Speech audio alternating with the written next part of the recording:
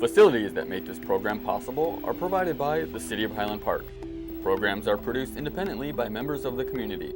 The City of Highland Park is not affiliated with the following program or the producers of public access programming and is not responsible for the content. The following program does not reflect the opinions of the City of Highland Park.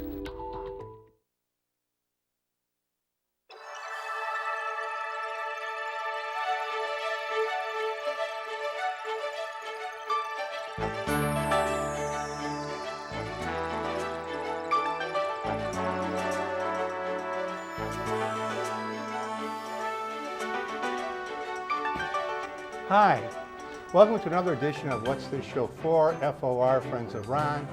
I'm your host, Ron Levitsky. One of the iconic images of movies is of first time James Bond says his name, Bond, James Bond, and he's of course gambling. Or the Rat Pack, where they're in Las Vegas tearing up the place, drinking and gambling. And now we have commercials for riverboat gambling. All that's a lot of fun. But like many kinds of addictions, and indeed gambling is an addiction, there's that dark side. Today we're going to take a look at that dark side, uncover a lot about what can go wrong with gambling with two experts in the field. We're delighted to have them. So I'd like to welcome my two guests, Elizabeth Thielen, who's Senior Director of NYCASA Addiction Services, and Brian Meister, who's NYCASA Gambling Outreach and Counseling Service. Welcome to you both. Thanks so much for coming on the show. Thank you for having us. Now, mentioned NYCASA, which I would hope most people in Lake County would be aware of, but maybe not. So Elizabeth, if you could tell us a little bit about Lake County, and as you do, if we could bring up the photograph of Lake County's NYCASA building in Round Lake. Yes. Would you tell us a little bit about NYCASA? Sure. NYCASA Behavioral Health Services was founded in 1966, so we've had over 50 years in Lake County. We provide behavioral health services, which include substance use, mental health services, prevention programs, family services. So we've been around for a long time, always striving to meet the needs of the community. And we are headquartered out of Round Lake, which is why we're showing the Round Lake office. And we have locations throughout Lake County, 8 locations, including one in Highland Park, which is on First Street, right across from the train station. Okay, and here's a picture of the beautiful facility in Round Lake. And a matter of fact, a while back I had Bruce Johnson on, who kind of runs NYCASA, as I recall, and he talks a lot about that.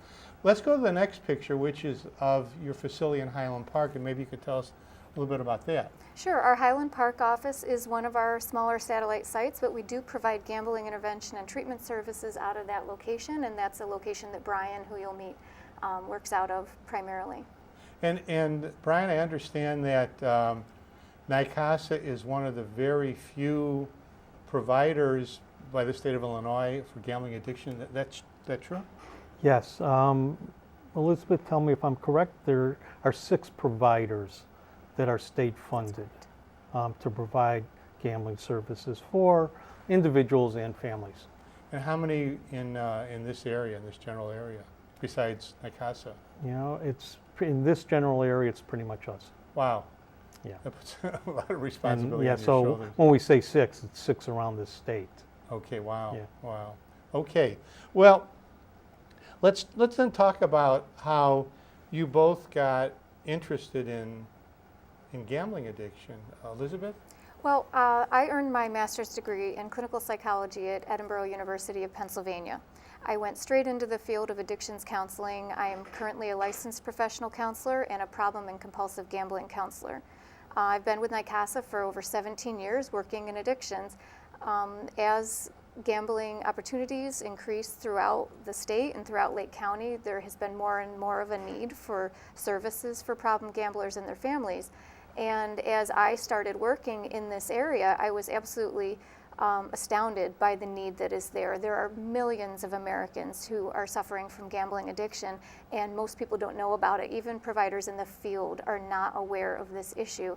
So if you imagine having an alcohol or drug problem, we know how devastating that can be to somebody. Now imagine you have that problem and you don't even realize that it exists. You don't realize that there's a reason that this is happening to you, and you don't realize that there is help for it. So that leads to a lot of helplessness and a lot of hopelessness. And so as I started working in this area, I just said, I can't have this anymore. We have to make sure people are aware that people are not suffering in silence. And the problem gamblers that I've worked with are so courageous and so brave to be battling something that is so difficult, while it's not even generally understood that it exists. And so that's really where my heart is. It will be from now until the end of time. So I'm so grateful to NICASA for giving me the opportunity to work in this area. Okay, Brian? I've been with NICASA since just October of 2017. And one of the reasons, as we just saw, was the passion of Elizabeth. I'm a second career person and got a degree in marriage and family therapy in 2012, CADC, and I'm working as a problem gambling counselor. I also come at it from another area. I am a compulsive gambler myself in recovery. I've seen the devastation that both my addiction and other people that I know addiction caused for not only themselves but for families. I really look at addiction as a family disease and compulsive gambling as a family disease. I think you gave it, when we were having coffee the other day, you gave me an example or statistic that one gambler affects 8 innocent people, 8 other people. So it is really a family Yes. disease. Can you, Brian, go into a little further? What exactly is gambling addiction? Or gambling addiction versus just gambling? Sure. So gambling addiction, gambling disorder is now accepted by the American Psychiatric Association, among others, as a brain disease. It's the same areas of the brain as any other addiction, even things that we put a substance, so alcohol, drugs, and it's understood, and now in the same area of diagnoses as other addictions. It's the same pleasure reward center. It's driven by that. It's understood that there are pre-genetic dispositions in some people. Doesn't mean that they get the addiction. And there's also learned behavior that people develop an addiction through. Now, I've read that, for example, Native Americans have a higher percentage of people who could become addicted to alcoholism. Are there any groups that may be more at risk for gambling? Yes, youth, military, senior. Why military? Well, kind of think about it. The military is all based on action. And there's a lot of trauma. There's a lot of trauma through people who develop many addictions. So military have, sadly, too many opportunities to develop trauma. And gambling is one way to self-medicate. Seniors are another group. And I'll talk more about seniors later. All right, and another disturbing statistic you shared was comparing gambling as an addiction to other addictions in terms of attempted suicide and successful suicides. Could you go into that a little bit? Sure. Gambling disorder has the highest suicide rate of the addictions. 20% serious attempts, 50% ideation, suicidal ideation. I know for myself, I had suicidal ideation at a By young ideation, age. you mean? Ideation thoughts, Okay. really constant thoughts of suicide, making a choice. We see too many people not have to, do think about the choice of, and Elizabeth talked about it earlier, the despair and desperation. Why would gambling, I mean, my first thought would be gambling is bad, but alcoholism would be worse, drugs would be worse. But it sounds like, in terms of the suicide rate, why would gambling be worse than these others? Well, one of the differences in the addictions is there's no threshold for how much you can gamble. You can only drink so much. You can drink a lot, but you'll get alcohol poisoning. You can only do so much cocaine before you have a psychotic break. Same thing with all the drugs. There's a physical threshold. You might have a time threshold with gambling, but you can go right back. It doesn't affect us physically. We call it the hidden disease. Can't test for it, You don't smell it, you don't see it, but it's hidden until it's not hidden. Are there statistics that somehow correlate gambling addiction and crime or criminal behavior? Yes. 50% of, some studies say up to 50% of compulsive gamblers will have committed a crime. Most crime being white collar. Embezzlement, fraud, To right, gain money to continue gambling? getting money to continue to gamble, or getting money to cover expenses that went to gambling. Now, so if somebody, let's say that somebody's a really great gambler and just keeps winning, that person's still addicted though, right? No, not necessarily. There are No. professional gamblers. Okay. But if someone can't stop, even if he's winning or So in that example, somebody is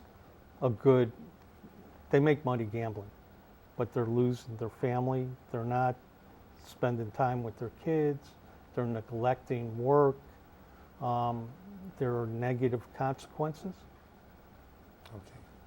Okay. Joyce, our wonderful director, if you can get up the next slide that deals with some symptoms of gambling. And Elizabeth, let's turn to you and tell me a little bit about some of the symptoms of gambling.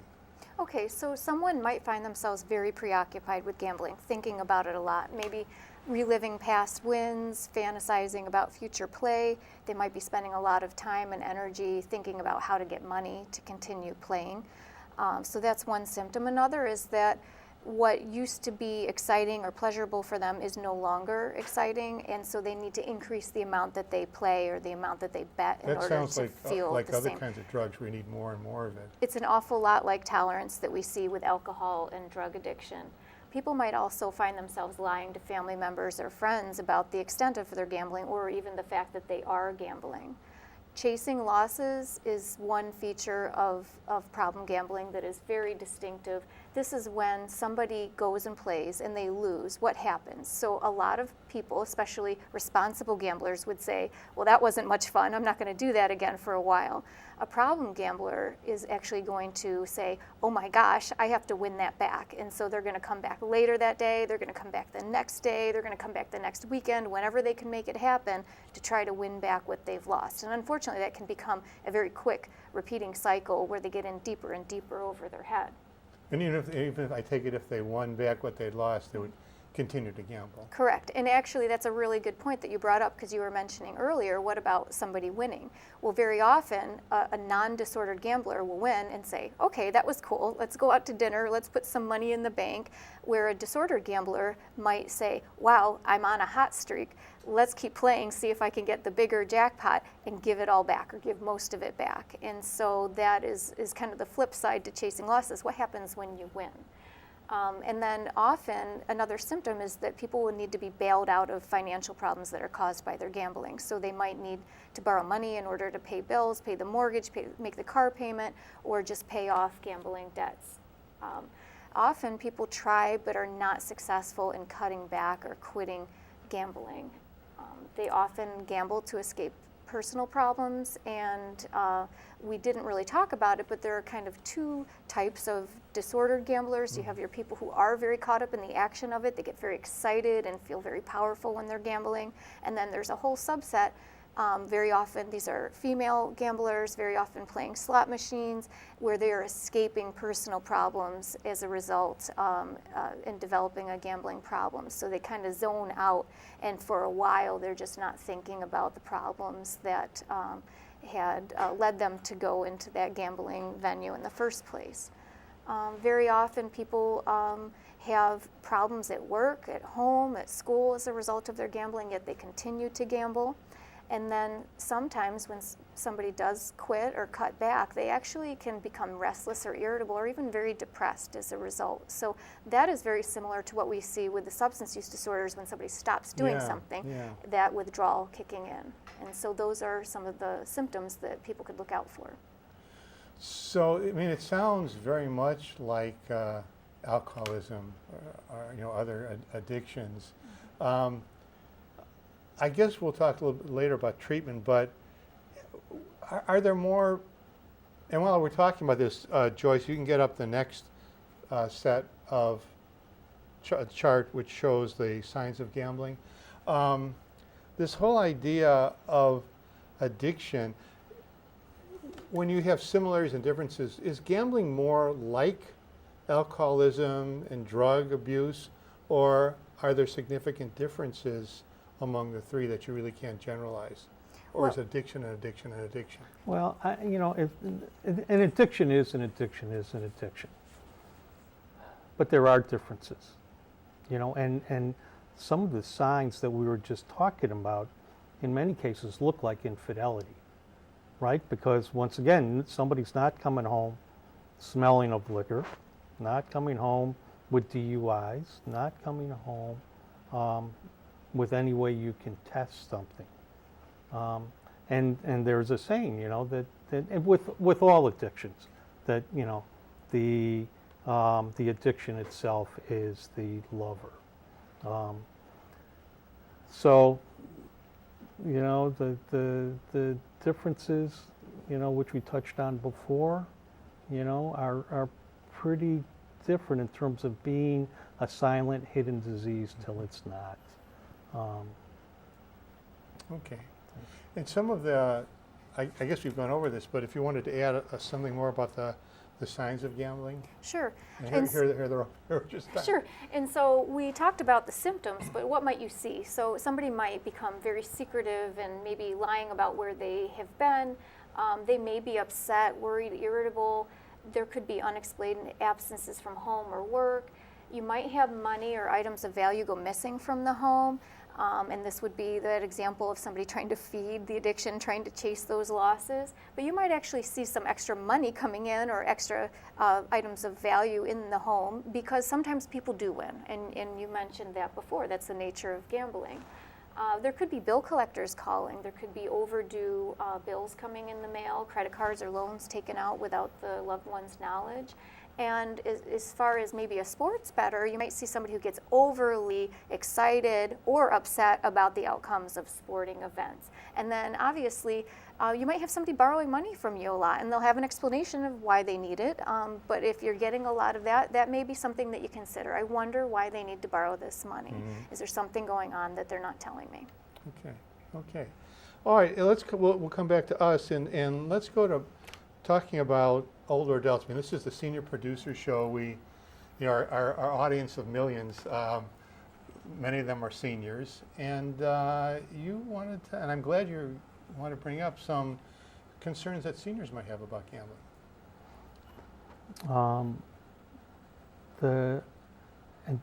I just want to state we're neutral on gambling.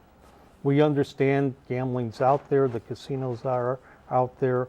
Illinois has the most slots of any state really in the country. Really? Lake County is a big part of that. There are not only casinos, there's Betty's, Dottie's, and I don't mean to mention names. There are small storefronts that have 5 machines in them. I had my first experience. Went with some friends.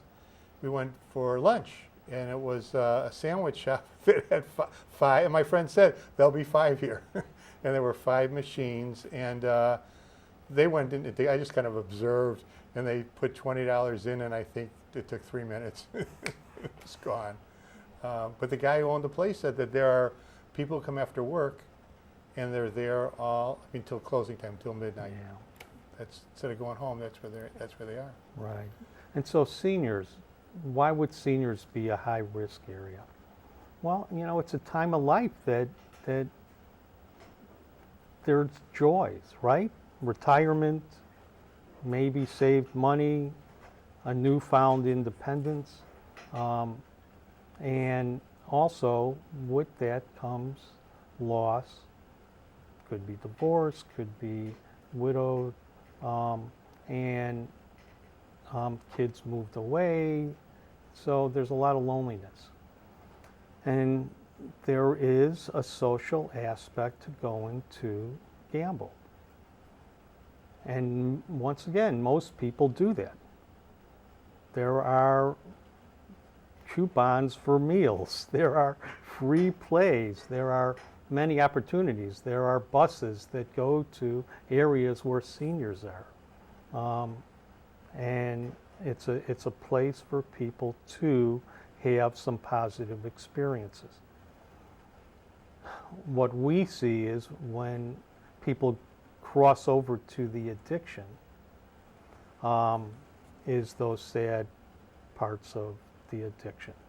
And so why seniors? You know, I as a clinician, right, sitting across from anybody, right, my job is to be there with anybody. But I will tell you, it is very hard to and sad, but also rewarding when people make changes. To sit with somebody who's at the end stages of life and doesn't get to retire because their money went to gambling. The effects of gambling didn't bring them those relationships they wanted. And so as Elizabeth talked earlier about escape gamblers, they zone out in front of a machine. But when that time's over, be it 15 minutes or 15 hours, their life's back there, you know, back with them.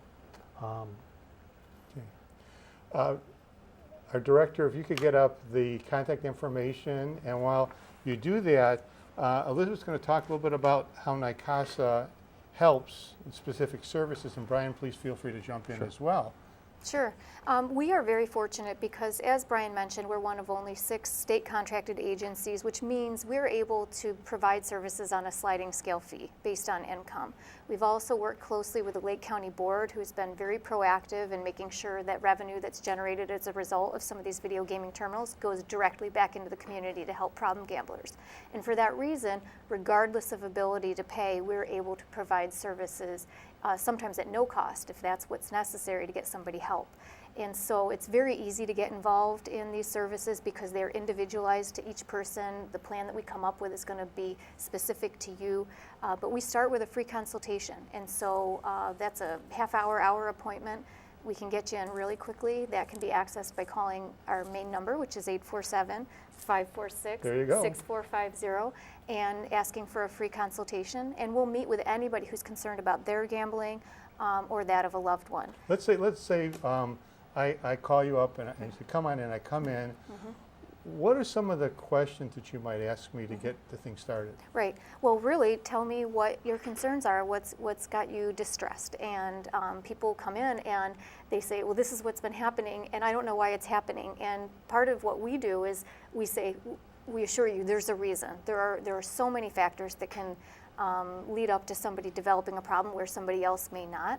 And sometimes just understanding that there's a reason this happened and then there's something that we can do about it can be very, very helpful. So even in that consultation where we haven't even gotten to really assessing somebody yet and developing a treatment plan, there can be some education that's happening to say, hey, there's a reason for this, and getting some idea of how long has this been happening, how much money has been lost, and what does that look like over time. I do want to qualify, whereas a problem gambler can lose a paycheck, they can lose a month's income, they can even lose a year's income in a single episode of gambling. The amount that's lost isn't necessarily indicative of a problem, because we've known people who've lost a little amount, but it's an amount that they couldn't afford, and it's caused significant problems in their life. And so we really kind of gather a picture of what's been happening with them, how have they been affected, how have other people been affected in their life, and then start to try to instill hope, because there is hope. There are so many resources out there, people just don't know about them. And that's why Brian and I are so passionate about getting out there, talking to people. We'll talk to any group that's interested. Honestly, we'll talk to somebody at the train station. We will talk to you in the line at the post office, but we will meet with any group that's interested in learning more about problem gambling, about responsible gambling, because that's what most people do. But if you don't know how to do that, maybe you're not going to do it right. And so we will talk to groups about responsible gambling, problem gambling, resources that are available that people may not know about. And that also can be accessed just by calling the main number and saying, hey, I want to schedule a free presentation about problem gambling, and we'd be happy to do that. Now, we do provide individual counseling, couples counseling, family counseling, group counseling, whatever the formula is that's going to be the best bet for somebody. We are happy to provide that. As I mentioned, we do offer services out of our Highland Park office, but we do offer at our other offices as well. I didn't mention, this is very important, there is a hotline, 1-800-GAMBLER. It's 24/7. 1-800-GAMBLER. Yes, and that is available 24/7. It's run by some really experienced clinicians that can provide some emotional support. They can connect you with treatment, which may be NYCASA if you're in this area, but any of the other providers that are out there, as well as support, because there are groups out there that support people. Gamblers Anonymous, much like Alcoholics Anonymous, but specifically for problem gamblers.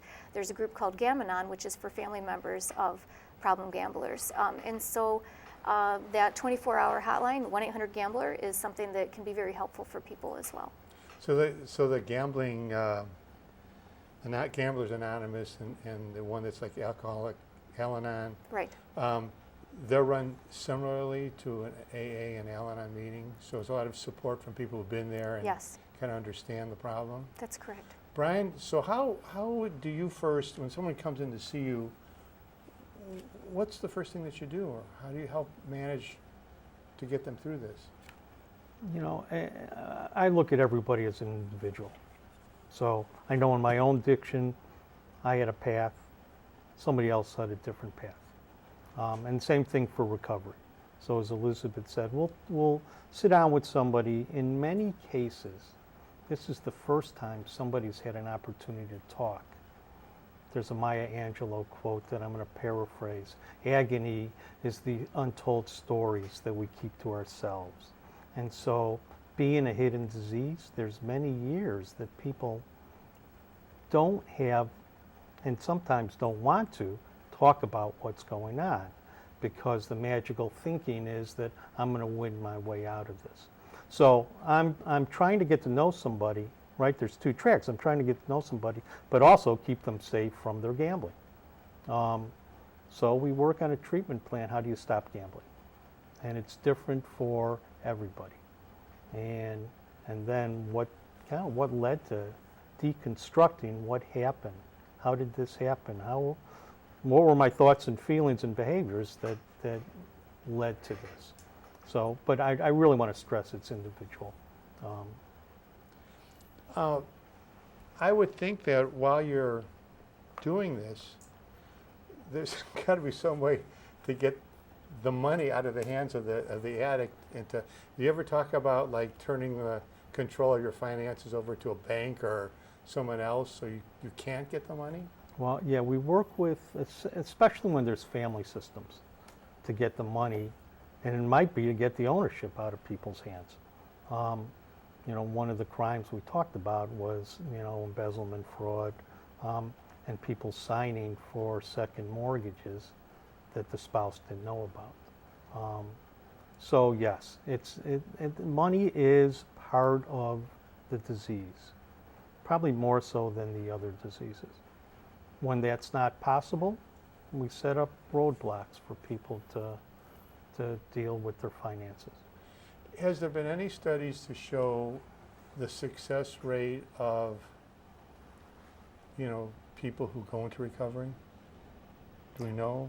Well, that's such a hard number to pin down because addiction is what is known as a chronic relapsing disease. So there are people who can be in recovery for decades. So it's like alcoholism. You never really, you can't go back to gambling for fun, right?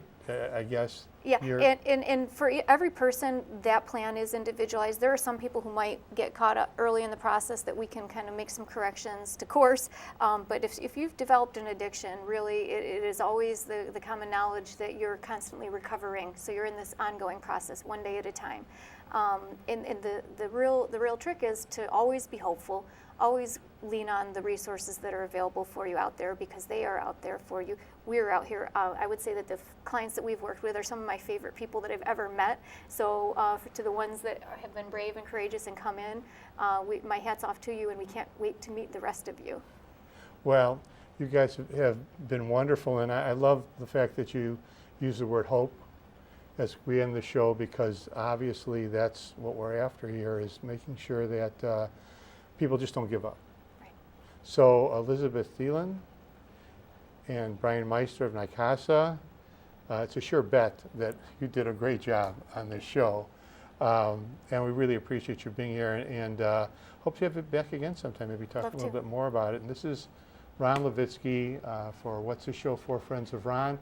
hoping that not only did you enjoy the show, but learned a great deal like I did. We'll see you next time. Thanks again. Bye-bye. So the time kind of goes by quickly, doesn't it? Thanks. But I think we covered